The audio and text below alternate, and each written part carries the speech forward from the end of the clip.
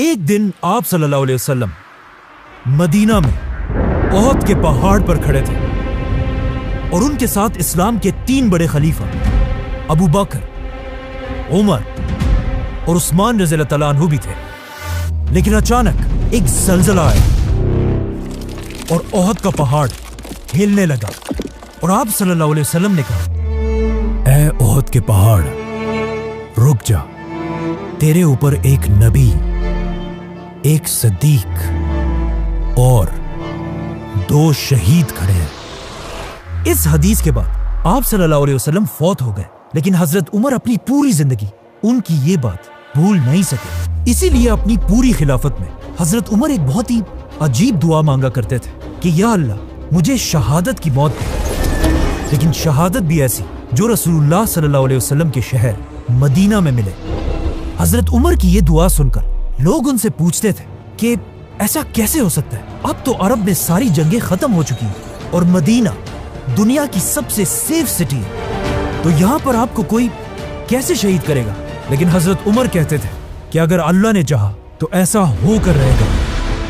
لیکن حضرت عمر کی شہادت دنیا کا کوئی چھوٹا موٹا ایونٹ نہیں تھا، کیونکہ شہید ہونے سے پہلے حضرت عمر نے دنیا کی سب سے بڑی ایمپائر بنائی تھی۔ اتنی بڑی ایمپائر کہ آدم علیہ السلام سے لے کر حضرت عمر تک اس سے بڑی ایمپائر کوئی نہیں بنا سکا تھا۔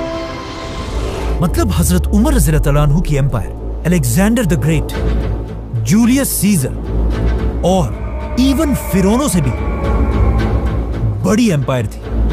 لیکن آج افسوس کی بات یہ ہے کہ مسلمانوں کے علاوہ پوری دنیا حضرت عمر کو صرف عمر کہتی ہے۔ ایون گوگل میں بھی انہیں صرف عمر کہا جاتا ہے، لیکن الیگزینڈر کو آج پوری دنیا الیگزینڈر دی گریٹ کے نام سے یاد کرتے ہیں۔ حالانکہ الیگزینڈر کی ایمپائر حضرت عمر کی خلافت کے سامنے کچھ بھی نہیں تھی۔ حضرت عمر کی خلافت کا یہ ریکارڈ اگلے کئی صدیوں تک کوئی نہیں توڑ سکا، لیکن آخر 600 سال بعد ایک بادشاہ نے ان کا ریکارڈ توڑ دیا، جسے ہم سب بہت اچھی طرح جانتے ہیں۔ ناؤ حضرت عمر کی خلافت کے سب سے بڑے کاموں میں سے ایک فرعونوں کے ملک ایجپٹ کو فتح کرنا تھا، جو اس وقت کی دنیا کا سب سے پاورفل اور رچ علاقہ تھا۔ لیکن اب جب مسلمانوں کی ساری اٹینشن ایجپٹ کی طرف تھی، وہاں پرشین بادشاہ کو تھوڑا ریلیکس ہونے کا ٹائم ملا، اور اس نے اس ٹائم کو یوز کر کے اپنے سارے جنرلز اور لوگوں کی طرف آخری لیٹرز بھیجے اور ان سب سے کہا کہ اگر اب بھی تم لوگ نہیں جاگے تو عمر ہماری اس 800 سال پرانی پرشین ایمپائر کو ہمیشہ کے لیے ختم کر دے گا۔ جس کے بعد پرشین ایمپائر کی عوام اپنی تلواریں اٹھا کر ہر طرف سے ایک بہت بڑی فوج بنانے لگی اور مسلمانوں سے آخری جنگ کے لیے تیار ہونے لگی۔ اب جب مدینہ میں خلیفہ عمر رضی اللہ تعالیٰ عنہ کو اس بات کا پتہ چلا تو انہوں نے فیصلہ کیا کہ وہ مسلمانوں کی پوری فوج کو ایک جگہ جمع کر کے پرشین ایمپائر سے آخری لڑائی کے لیے بھیجیں گے۔ لیکن ایسا کرنے سے ان کے ایک بہت بڑے منسٹر علی رضی اللہ تعالیٰ عنہ نے انہیں روک دیا اور کہا اگر ہم مسلمانوں کی پوری فوج کو ایک جگہ جمع کریں گے تو کہیں ایسا نہ ہو کہ رومن ایمپائر دوبارہ ہم پر حملہ کر دے۔ حضرت علی کی یہ بات خلیفہ عمر رضی اللہ تعالیٰ عنہ کو بہت پسند آئی، تو حضرت عمر رضی اللہ تعالیٰ عنہ نے اپنی رائے چھوڑ کر حضرت علی کی رائے مانی اور ہر علاقے سے چھوٹی چھوٹی فوجیں جمع کر کے پرشین ایمپائر پر آخری حملہ کیا۔ اس طرح مسلمان ایک بار پھر پرشین ایمپائر کے بہت سارے قلعوں کو فتح کرنے لگے، جن میں سے ایک قلعے کی سٹوری سمجھنا بہت ہی امپورٹنٹ ہے، کیونکہ اس قلعے کے لیڈر کا نام تھا ہرمزان، جو اس وقت پرشین ایمپائر کا سب سے طاقتور جنرل تھا۔ اسی لیے ہرمزان کی سٹی کو مسلمانوں نے بہت ہی مشکلوں سے فتح کیا، لیکن یہ سٹی فتح کرتے ہی ہرمزان مسلمانوں کی فوج سے بھاگنے لگا اور مسلمان اس کا پیچھا کرنے لگے۔ بھاگتے بھاگتے ہرمزان اپنی سٹی کے سب سے لمبی بلڈنگ پر چڑھ کر زور زور سے چیخنے لگا کہ میرے پاس 100 تیرے ہیں اور ان 100 تیروں سے میں ایک ایک مسلمان کو چن چن کے ماروں گا، لیکن میری ایک شرط ہے، اگر مسلمان مجھ سے یہ وعدہ کرے کہ وہ مجھے عمر بن خطاب کے پاس لے کر جائیں گے تو میں سرنڈر کرنے کے لیے تیار ہوں۔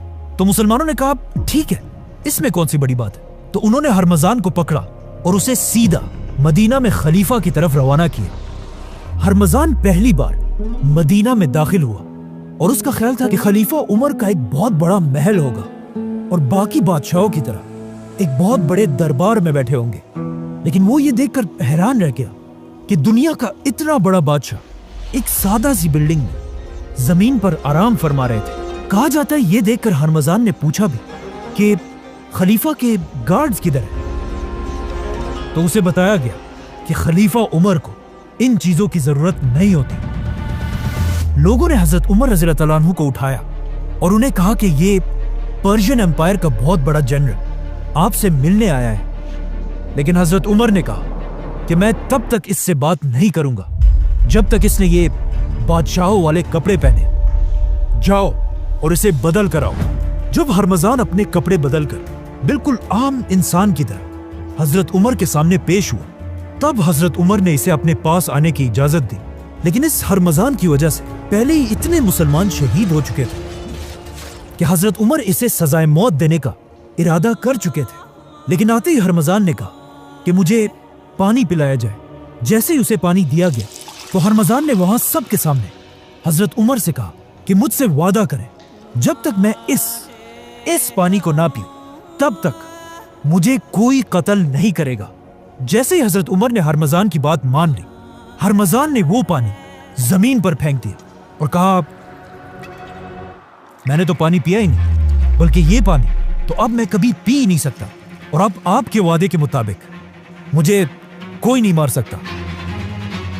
جس کے بعد ہرمزان نے جلدی سے اسلام قبول کر لیا اور اس طرح مدینہ میں اپنی جان بچا لی۔ حضرت عمر نے بھی یہ دیکھ کر ہرمزان کو معاف کر لیا، لیکن انہیں پتا تھا کہ ہرمزان کوئی عام انسان نہیں ہے، بلکہ پوری پرشین امپائر کا آرمی چیف ہونے کی وجہ سے ہرمزان کو اس امپائر کے ایک ایک کونے کا پتا تھا۔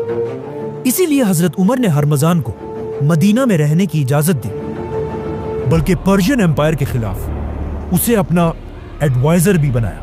لیکن حضرت عمر کو اس بات کا پتہ نہیں تھا کہ ایک دن یہی ہرمزان ان کی شہادت میں ایک بہت بڑا رول پلے کرے گا۔ آرمی چیف ہرمزان کی گرفتاری کا جب پرشین بادشاہ کو پتا چلا تو اسے بہت غصہ آیا، کیونکہ یہ پرشین امپائر کے لیے ایک بہت بڑی بے عزتی تھی۔ تو انہوں نے اور تیزی سے اپنی فوج کو جمع کرنا شروع کیا اور آخر پوری پرشین امپائر سے ایک بہت بڑی فوج جمع کر کے ایران کی سٹی نہاوند میں مسلمانوں سے آخری جنگ لڑنے کے لیے تیار ہو گئے۔ اب یہاں پہ تھوڑی کنفیوژن ہے کہ پرشین فوج کے جمع ہونے کی خبر حضرت عمر تک کس نے پہنچائی؟ پرانے گورنر سعد بن ابی وقاص نے یا نئے گورنر عمار بن یاسر رضی اللہ تعالیٰ عنہ نے، جو ایک بہت بڑے صحابی تھے اور ان کے ماں باپ نے سب سے پہلے اسلام کے لیے اپنی جان دی تھی۔ حضرت عمر کو جب اس کا پتا چلا تو انہوں نے اپنے سارے منسٹرز کی ایک میٹنگ بلائی اور ان سے پوچھا کہ ہمیں کیا کرنا چاہیے، جس پر حضرت عثمان نے انہیں مشورہ دیا کہ آپ کو خود ایک بہت بڑی فوج لے کر پرشین بادشاہ سے لڑنے کے لیے جانا چاہیے۔ لیکن حضرت علی نے کہا کہ نہیں، خلیفہ کو مدینہ میں رہ کر کسی اور کو بھیجنا چاہیے۔ تو حضرت عمر نے ایک بار پھر حضرت علی رضی اللہ تعالیٰ عنہ کی رائے کو پسند کیا اور 30,000 کی بڑی فوج جمع کر کے اسے پرشین امپائر سے آخری جنگ کے لیے روانہ کیا، جس کے بعد نہاوند میں اسلام اور پرشینز کی آخری بہت بڑی جنگ ہوئی اور آخر بہت مشکلوں سے مسلمان یہ جنگ جیت گئے۔ لیکن یہ جنگ اتنی خطرناک تھی کہ یرموک اور قادسیہ کے بعد سب سے زیادہ لوگ اس جنگ میں مارے گئے تھے، اور مسلمانوں کے جنرل نعمان بن مقرن بھی اسی جنگ میں شہید ہوئے تھے۔ مسلمان یہ جنگ جیت تو گئے، لیکن اس جنگ کے بعد مسلمانوں کی تاریخ ہمیشہ کے لیے بدل گئی، کیونکہ مسلمانوں نے اس جنگ میں ایک ایسا آدمی گرفتار کیا جس کا نام تھا فیروز، اور جس نے آگے جا کر جنگ کے بعد عربوں نے اس کا نام ابو لولوا رکھا اور یہ مغیرہ بن شعبہ کا غلام بنا۔ لیکن فیروز باقی سارے غلاموں سے بہت ہی ڈیفرنٹ تھا، کیونکہ یہ اس زمانے کا ایک قابل لوہار تھا، جسے دیکھ کر ابو لولوا کا ماسٹر مغیرہ بن شعبہ اسے مسلمانوں کے کیپٹل مدینہ لے کر آیا जहां पर यह अपने मास्टर के लिए लोहे का काम करता था, और वो यहीं पर मदीना में रहने लगा। वहां पर्शियन एम्पायर में अब मुसलमानों के पास फ्री हैंड था और मुसलमान आसानी से हर इलाके को फतह करने लगे। यहां तक कि मुसलमानों की एक फौज ऊपर अजरबैजान तक पहुंची और मुसलमानों की दूसरी फौज तारीख में पहली बार हजरत उमर की खिलाफत में इंडिया के बॉर्डर्स को क्रॉस करके अंदर दाखिल हुई, जो आज पाकिस्तान का इलाका बलोचिस्तान है। और इसी तरह यह सारा इलाका, पूरी पर्शियन एम्पायर हमेशा के लिए खत्म हो गया। आखिर यह देखकर पर्शियन बादशाह भी मुसलमानों से भागने लगा, और जब उसे पूरी दुनिया में कोई जगह नहीं मिली तो मजबूरन उसे चाइना में जाकर रहना पड़ा। और चाइना के बादशाह ने उसे बहुत अच्छी तरह वेलकम किया। ये उसी पर्शियन बादशाह का पोता था जिसे इससे बहुत साल पहले रसूलुल्लाह सल्लल्लाहु अलैहि वसल्लम ने एक लेटर भेजकर इस्लाम की तरफ आने की दावत दी थी। और इस बादशाह के दादा ने रसूलुल्लाह सल्लल्लाहु अलैहि वसल्लम के लेटर को बहुत ही गुरूर से फाड़ दिया था। लेकिन अब हजरत उमर की फौज ने पूरी पर्शियन एम्पायर को हमेशा के लिए फतह कर लिया था। मतलब मुसलमानों की यह खिलाफत, जो एक जमाने में छोटी सी मदीना की रियासत थी, अब इंडिया और चाइना तक फैल चुकी थी और दुनिया की सबसे बड़ी सुपर पावर थी। लेकिन जैसे ही मुसलमानों की फौज पाकिस्तान के बॉर्डर के करीब पहुंची, यह हजरत उमर की खिलाफत का आखिरी टाइम था, क्योंकि इसके कुछ ही दिनों बाद हजरत उमर रज़ियल्लाहु तआला अन्हु को शहीद कर दिया गया। क्योंकि मसला यह था कि इससे कुछ ही अरसा पहले जिस गुलाम को मुसलमान पकड़कर मदीना लेकर आए थे, फिरोज या अबू लुलुआ, वो मदीना में मुसलमानों के साथ तो रहता था, लेकिन वो यहां कभी भी खुश नहीं था। कहा जाता है कि जब भी वो मदीना में अपने इलाके के बच्चों को देखता था तो कहता था कि इन अरबों की वजह से आज हम तबाह हो चुके हैं। इसके अलावा वो बार बार कहता था कि काश इन अरबों की गुलामी देखने से पहले मैं नहावंद की जंग में मर जाता। मतलब फिरोज के दिल में मुसलमानों की इतनी नफरत थी, और इसी नफरत के साथ एक दिन फिरोज खलीफा उमर रज़ियल्लाहु तआला अन्हु के पास गया और उनसे कहा कि मेरा मास्टर मुगीरा मुझ पर बहुत जुल्म करता है। मतलब मुझे हर दिन अपनी कमाई से उसे 2 दरहम देने पड़ते हैं। 2 दरहम। हजरत उमर की खिलाफत इतनी तेजी से बढ़ी थी कि मुसलमानों के पास अब तक अपनी कोई करेंसी बनाने का टाइम ही नहीं था। तो उनकी खिलाफत में मुसलमान पर्शियन एम्पायर की बनाई हुई दरहम्स, सिल्वर कॉइन्स को यूज करते थे। तो अबू लुलु की 2 दरहम की प्राइस को अगर आज के जमाने में देखा जाए तो कुछ 1500-1600 रुपए बनते हैं। तो जब इस प्राइस का उसने हजरत उमर को बताया तो हजरत उमर ने उससे पूछा कि तुम क्या करते हो? तो उसने कहा मैं लकड़ी और लोहे का काम करता हूं। तो हजरत उमर ने उसे कहा कि तब तो ये पैसे बिल्कुल ठीक है। लेकिन ये सुनकर फिरोज को उन पर बहुत गुस्सा आया और वहां सबके सामने उसने कहा कि उमर का इंसाफ दुनिया में सबके लिए सिवाय मेरे, और वहां से चला गया। हजरत उमर ने फिरोज को तो वापस भेज दिया, लेकिन उनके दिल में अब भी ये था कि मैं जरूर इसके मास्टर मुगीरा से इसके बारे में बात करूंगा ताकि वो इस पर टैक्स कम कर दे। इस सब के कुछ ही दिनों बाद हजरत उमर ने एक दिन फिरोज को दोबारा मदीना के बाजार में देखा और उसका दिल बहलाने के लिए हजरत उमर ने उसे कहा कि ए अबू लुलु, मैंने सुना है तुम बहुत अच्छी चक्की बनाते हो, तो क्या मेरे लिए भी एक बनाओगे? लेकिन फिरोज के दिल में अब भी हजरत उमर के लिए वही गुस्सा था। तो उसने हजरत उमर से कहा कि क्यों नहीं, मैं आपके लिए एक ऐसी चक्की बनाऊंगा जिसे आज के बाद पूरी दुनिया याद रखेगी। अब ये बात उसने एक ऐसे अंदाज में कही थी कि उससे हजरत उमर को समझ आ गई कि फिरोज उसे धमकी दे रहा है। और यही बात उन्होंने बाकी सहाबा को भी बताई कि इस आदमी ने मुझे धमकी दी है। लेकिन इस्लाम का कानून यह है कि कोई भी किसी भी दूसरे शख्स को सिर्फ शक की वजह से गिरफ्तार नहीं कर सकता, चाहे वो कोई बादशाह ही क्यों ना हो। इसीलिए इस धमकी के बाद भी हजरत उमर ने फिरोज को जाने दिया। मतलब हजरत उमर पूरी एम्पायर का खलीफा होने के बाद भी अपने आप को कानून से ऊपर नहीं समझते थे। इस धमकी के बाद फिरोज यहां से चला तो गया, लेकिन उसने अपने दिल में यह फैसला कर लिया था कि अब वो हजरत उमर को जिंदा नहीं छोड़ेगा। तो सबसे पहले फिरोज ने जाकर एक बहुत ही खतरनाक और यूनिक खंजर डैगर बनाना शुरू किया। यह एक ऐसा डैगर था जिसे सेंटर से पकड़ा जाता था और उसकी दोनों साइड्स पर बहुत ही शार्प ब्लेड्स थी। और सिर्फ यही नहीं, बल्कि इस खंजर के तैयार होते ही फिरोज ने एक बहुत ही डेडली जहर बनाना शुरू किया। उस जमाने के पर्शिया में लोग जिस जहर को यूज किया करते थे वो ज्यादातर इस हेमलॉक के पौधे से बनाया जाता था, जो दिखने में तो बहुत खूबसूरत है, लेकिन इसके छोटे से जर्रे से भी इंसान अंदर से बिल्कुल जल जाता है। इसीलिए यह पौधा उस जमाने के असैसिन्स का फेवरेट पॉइजन था और कहा जाता है कि इससे बहुत साल पहले एक ग्रेट फिलोसोफर सोक्रेटिस, सुकरात को भी इसी जहर से मारा गया था। फिरोज ने अपने इस यूनिक खंजर को सारी रात इस जहर के अंदर रखा और फिर अगले ही दिन फजर की नमाज से पहले जाकर मस्जिद नबवी के एक कोने में छुप गया और खलीफा उमर रज़ियल्लाहु ताला अन्हु का इंतजार करने लगा। तो अब जैसे ही हजरत उमर ने अगले दिन फजर की अजान सुनी तो वो उठे और मस्जिद में अपनी आखिरी नमाज पढ़ने के लिए रवाना हुए।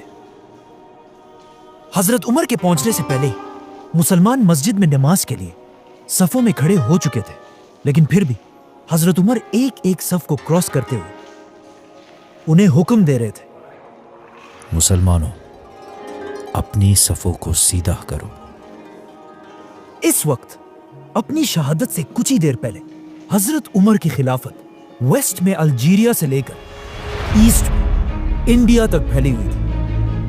मतलब अगर आज की दुनिया के 25 या 30 कंट्रीज को मिला लिया जाए तब जाकर वो अकेले हजरत उमर की खिलाफत बनती है। लेकिन यहां पे ये समझना लाजमी है कि इस सब के बारे में आप सल्लल्लाहु अलैहि वसल्लम पहले ही बता चुके थे। हजरत उमर की शहादत से सिर्फ 25 साल पहले जब मक्का में आप सल्लल्लाहु अलैहि वसल्लम के थोड़े ही फॉलोअर्स थे और लोग उन पर बहुत जुल्म किया करते थे, तो इन सख्त हालात में भी आप सल्लल्लाहु अलैहि वसल्लम सबसे कहते रहते थे कि एक दिन यही मुसलमान दुनिया की दोनों सुपर पावर्स रोमन और पर्शियन एम्पायर को फतह करेंगे। और यह सुनकर मक्का के लोग हमेशा उनका बहुत मजाक उड़ाया करते थे और कहते थे कि मुसलमान हमसे अपने आप को नहीं बचा सकते, तो ये लोग सुपर पावर से क्या लड़ेंगे। लेकिन आज सिर्फ कुछ ही साल बाद हजरत उमर ने अपनी खिलाफत में रसूलुल्लाह सल्लल्लाहु अलैहि वसल्लम की इन बातों को पूरा कर दिया था, क्योंकि आज मुसलमान दुनिया के सबसे बड़े सुपर पावर थे और हजरत उमर दुनिया के सबसे ताकतवर बादशाह। आखिर हजरत उमर मुसलमानों के सामने इमाम की जगह पर खड़े हुए और नमाज शुरू की। अल्लाहु अकबर। कहा जाता है कि हजरत उमर हर फजर की नमाज में कुरान की सूरह यूसुफ की तिलावत करते थे, जिसमें यूसुफ अलैहिस्सलाम एक गुलाम से पूरे इजिप्ट के लीडर बनते हैं। लेकिन आज वही इजिप्ट हजरत उमर की खिलाफत का एक छोटा सा सूबा था। लेकिन अब अपनी जिंदगी की आखिरी नमाज में हजरत उमर ने जैसे ही नमाज शुरू की, पीछे से अबू लुलू फुल स्पीड भागते हुए आया और अपने जहरीले खंजर से जोर से हजरत उमर को मारा और फिर दोबारा मारा और दोबारा मारा। इसी तरह अबू लुलू ने बहुत तेजी से हजरत उमर पर 6 वार किए और हजरत उमर जमीन पर गिर गए। यह देखकर पीछे खड़े मुसलमानों ने अबू लुलू को पकड़ने की कोशिश की, लेकिन फिरोज ने वहां से भागने के लिए अपने इसी खंजर से वहां 9 और लोगों को भी शहीद कर दिया। लेकिन आखिर जब मुसलमानों ने इसे पकड़ लिया तो फिरोज ने उसी खंजर से अपना ही गला काटकर खुदकशी कर ली। अब पीछे खड़े मुसलमानों को इस बात का पता नहीं था कि हजरत उमर पर हमला किया गया, इसीलिए वो सब कंफ्यूज थे कि हजरत उमर ने अचानक नमाज क्यों रोक दी। ये देखकर अब्दुर्रहमान बिन औफ आगे बढ़े और हजरत उमर की बाकी नमाज को पूरा किया। इसके कुछ ही देर बाद हजरत उमर ने होश में आकर पूछा, کہ ابن عباس مجھے مارنے والا کون تھا تو انہیں بتایا گیا کہ مغیرہ بن شعبہ کا وہی غلام فیروز۔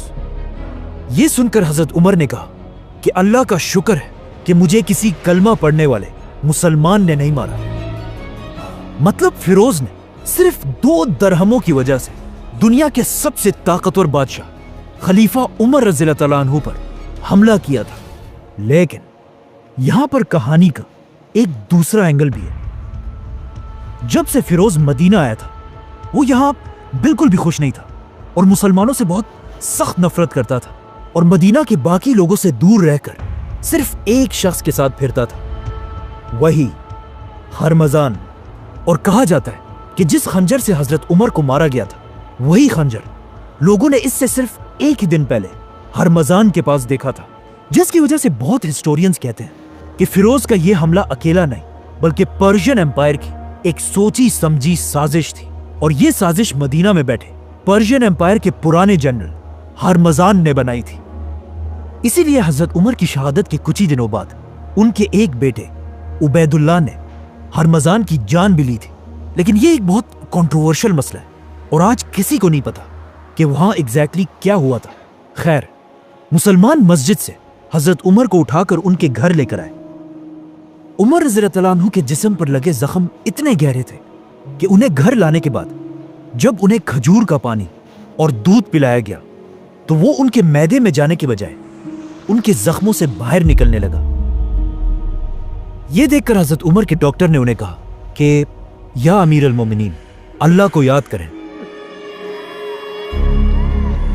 مطلب اب آپ کے پاس تھوڑا ہی ٹائم بچا ہے۔ یہ سن کر حضرت عمر کے پاس بیٹھے کچھ لوگ رونے لگے تو حضرت عمر نے انہیں ڈانٹا اور کہا جس نے رونا ہے وہ یہاں سے باہر نکل جائے۔ نارملی جو مر رہا ہوتا ہے لوگ اسے تسلی دیتے ہیں، لیکن حضرت عمر کی پرسنالٹی ایسے تھی کہ اپنی موت کی خبر سننے کے بعد بھی انہیں کوئی فرق نہیں پڑا۔ اپنی موت کی خبر سن کر حضرت عمر نے سب سے پہلے حکم دیا کہ مجھ پر جتنا بھی قرضہ ہے اس کا حساب لگایا جائے۔ تو پتا چلا کہ حضرت عمر پر 86,000 درہمز کا قرضہ تھا۔ تو حضرت عمر نے اپنے بیٹے اور خاندان کو حکم دیا کہ میرے بعد اس قرضے کو ادا کیا جائے۔ ساتھ بیٹھے لوگوں نے کہا کہ ایسا کرنے کی کیا ضرورت ہے، یہ سارا تو وہ پیسہ ہے جو آپ نے اپنی طرف سے غریبوں اور یتیموں کو دیا ہے۔ لیکن حضرت عمر نے ایسا کرنے سے انکار کر دیا، اور ان کی شہادت کے بعد جس گھر میں وہ شہید ہوئے تھے اسے بیچ کر حضرت عمر کے قرضے کو ادا کیا گیا۔ اور اس گھر کو خریدا کس نے؟ ایک بہت ہی رچ صحابی اور فیوچر خلیفہ حضرت معاویہ بن ابی سفیان۔ جب پورے مدینہ میں یہ بات پھیل گئی کہ اب ان کے بیلوڈ خلیفہ عمر رضی اللہ تعالیٰ عنہ اس دنیا میں نہیں رہ پائیں گے تو ہر گھر سے رونے کی آوازیں آنے لگی۔ یہاں تک کہ ایک صحابی نے کہا کہ حضرت عمر کی شہادت کے دن مدینہ کے لوگ ایسے رو رہے تھے جیسے ہر گھر میں ان کا اکلوتا بیٹا مرا ہو، کیونکہ حضرت عمر نے اپنی حکومت ایک بادشاہ کی طرح نہیں بلکہ ایک باپ کی طرح کی تھی۔ اب جب حضرت عمر اپنے بستر پر اپنی زندگی کی آخری سانسیں لے رہے تھے تو انہوں نے اپنے بیٹے عبداللہ بن عمر کو بلایا اور اسے اپنی زندگی کی آخری خواہش بتائی کہ جا کر رسول اللہ صلی اللہ علیہ وسلم کی بیوی حضرت عائشہ رضی اللہ تعالیٰ عنہا سے پوچھو کہ عمر اپنے 2 ساتھیوں کے ساتھ دفن ہونا چاہتا ہے، لیکن یاد رکھنا کہ عمر ہی کہنا، امیر المومنین مت کہنا۔ عمر رضی اللہ تعالیٰ عنہ نے یہ اس لیے کیا کہ کہیں حضرت عائشہ اسے خلیفہ کا ایک آرڈر سمجھ کر مجبوراً مان نہ لے۔ یہ سن کر حضرت عائشہ نے کہا کہ یہ جگہ میں ہمیشہ اپنے لیے رکھنا چاہتی تھی، کیونکہ یہاں انہی کے کمرے میں ایک طرف ان کے شوہر آپ صلی اللہ علیہ وسلم اور دوسری طرف ان کے والد ابو بکر رضی اللہ تعالیٰ عنہ تھے۔ لیکن حضرت عائشہ نے کہا کہ آج کے دن میں اپنے آپ سے بھی زیادہ آج عمر کو اس جگہ کا حقدار سمجھتی ہوں۔ حضرت عمر کو جب اس بات کا پتہ چلا تو وہ بہت خوش ہوئے اور کہا یہی میری آخری خواہش تھی، اور ساتھ ہی حکم دیا کہ میرے مرنے کے بعد ایک بار دوبارہ حضرت عائشہ سے ضرور پوچھ لینا۔ اب عرب میں ایک رواج تھا کہ جب بھی کوئی بہت بڑا آدمی مرتا تھا اس کے لیے ایک بہت ہی مہنگا کفن بنایا جاتا تھا اور اس کفن پر ہر طرح کے پرفیومز لگائے جاتے تھے۔ لیکن حضرت عمر نے اپنے بیٹے کو سختی سے کہا کہ میرے مرنے کے بعد میرے لیے صرف ایک عام سا کفن لینا اور اس پر کسی قسم کا پرفیوم نہیں لگانا. اور پھر اپنے آخری ٹائم پر حضرت عمر نے اپنے بیٹے سے کہا کہ میرا سر اب تکیے سے ہٹا کر زمین پر رکھ دو, ہو سکتا ہے اللہ کو مجھ پر رحم آ جائے. اور اس طرح 10 سال اور 6 مہینے تک مسلمانوں کے خلیفہ رہنے کے بعد حضرت عمر اس دنیا سے چلے گئے. اور اس طرح اسلام کے دوسرے خلیفہ کو رسول اللہ صلی اللہ علیہ وسلم اور ابو بکر رضی اللہ تعالیٰ عنہ کے پاس مدینہ میں دفنا دیا گیا. لیکن اپنی وفات سے پہلے حضرت عمر نے نیکسٹ خلیفہ کے لیے 6 لوگوں کو نامینیٹ کیا تھا اور حکم دیا تھا کہ میرے مرتے ہی ان 6 لوگوں کو ایک گھر میں بند کر دیا جائے اور صرف 3 دنوں کے اندر اسلام کے نیکسٹ خلیفہ کا اعلان کریں. سبسکرائب.